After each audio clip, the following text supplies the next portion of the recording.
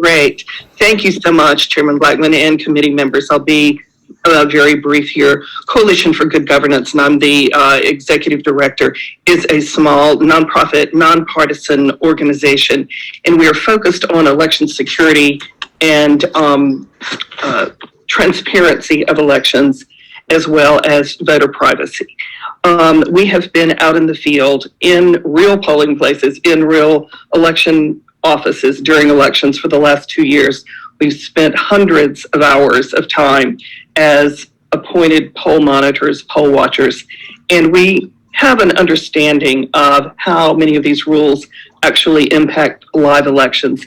And I just want to say about this emergency rule proposal that you have, that we fully endorse it. We believe it is really needed, because what we've seen is the Secretary of State and the State Election Board promulgate rules this last year that they put them under the emergency category when they were not indeed emergencies that imperiled the health and safety of the community. What they did is they made these rules to evade the General Assembly's review, and then they continued to make the rules and renew them without the General Assembly seeing them as has been intended for a long time in the statutes. So I just want to say that we have seen what happens when rules get made in this kind of fashion, and we think that there need to be more checks and balances, just as you are proposing in this bill, and we fully endorse it. So thank you for bringing this. While I'm on, may I go ahead and comment on your other two bills, or do you want me to wait? No, that'd be fine if you have a comment or two. Okay, all right. We would endorse the idea of the more checks and balances being put into the the State Election Board by having the Secretary of State become an ex officio member, a non-voting member, and that is really because the Georgia. I'm sorry, go ahead, Ms. Morris. Because the Georgia Secretary of State has such unbelievable power, more so than any other state that we are aware of. And so the checks and balances here is a good idea. And then your next bill on temporary control of county boards. We are very concerned that, in fact, more checks and balances need to be added here. Therefore, we would suggest more restraint be put into that bill by requiring judicial review before the State Election Board can take temporary control of the county board. We would suggest that it needs to go to Superior Court judge, preferably away from the home county that is being the target of the potential takeover.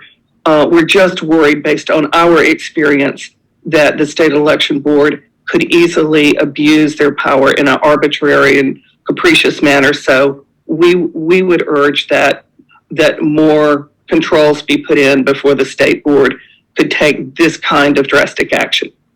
And thank you very much for allowing me to comment. And of course, I'm happy to take any question. Anybody have a question for Ms. Marks? On her House Bill 493, Um, the last one she talked about? yes, ma'am. What number are you? 3? Two. 2. I see. Yes, thank you.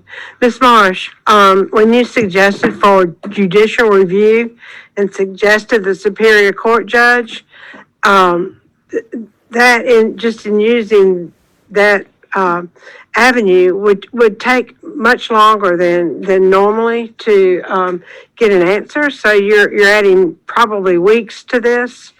There's something called the administrative law judge. I don't know if that would apply in this area, but they work with state agencies and might be more responsive. In other words, I think there's not a simple explanation for judicial review, and we probably need to be advised on what's the best avenue for judicial review. And thank you. Yeah, please, if you'd like to answer, Ms. Marks. Oh, yes, thank you. Thank you so much. Yes, in fact, we do think it would add weeks to the process, and that is more or less the goal is to make sure that a real superior court judge, and preferably done the same way as an election contest is done, where a judge in the home county who said it is not the judge hearing the case, that it has that level of independence, so that the judge is not an elector in the county. And so a judge would be brought in from a neighboring district to hear the case. And indeed, our concept is that based on some of the actions that have been fairly arbitrary and capricious on the part of the state election board, could have the moderation and restraint that the judicial system would give it. And we, in fact, are recommending not going through the administrative law process, but instead going through the state's judicial system as it's constructed, with all the appeals that you could have. Is that, Chair Lady Smith, do you have anything yet further? I think it's a debatable area of this bill. That's what I'm trying to point out. Thank you. Thank you, Ms. Marks. You're welcome to stand by in case anything else was to come up regarding that. If there are no more questions on 491, I don't believe anybody else has